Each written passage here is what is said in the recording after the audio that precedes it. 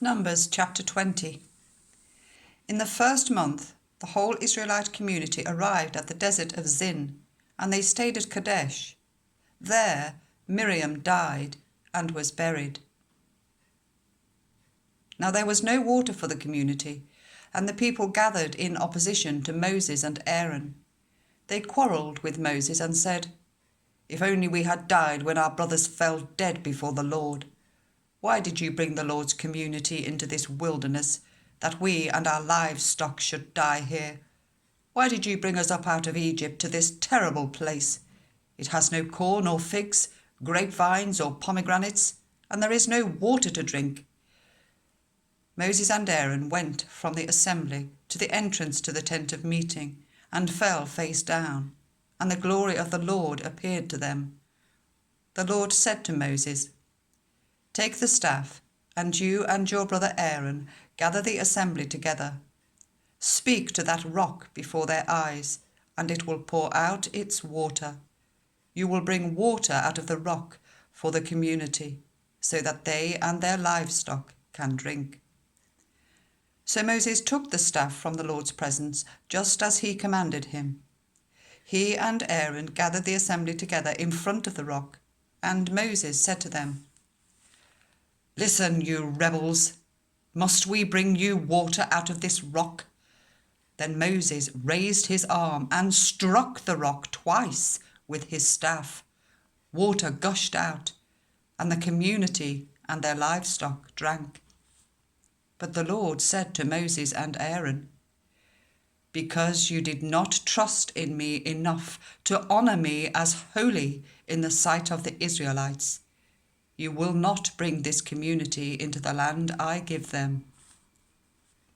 These were the waters of Meribah, where the Israelites quarrelled with the Lord, and where he was proved holy among them.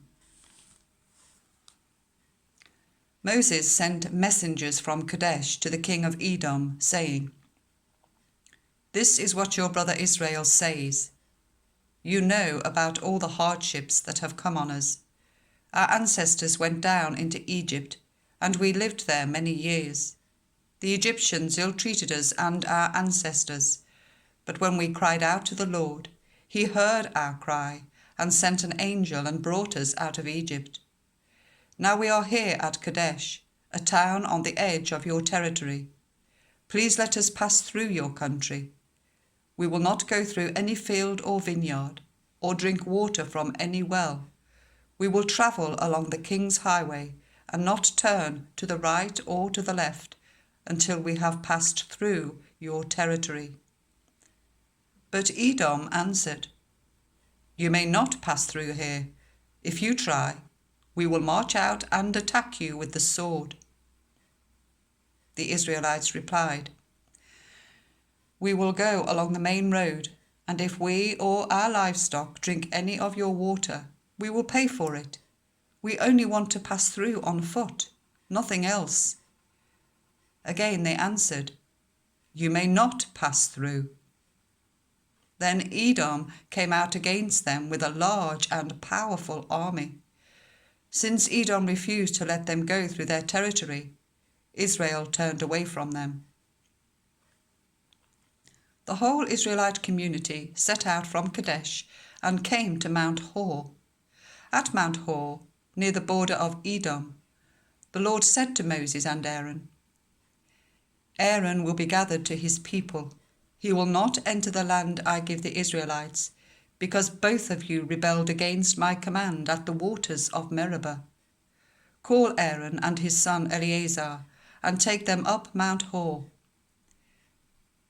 Remove Aaron's garments and put them on his son Eleazar, for Aaron will be gathered to his people. He will die there." Moses did as the Lord commanded.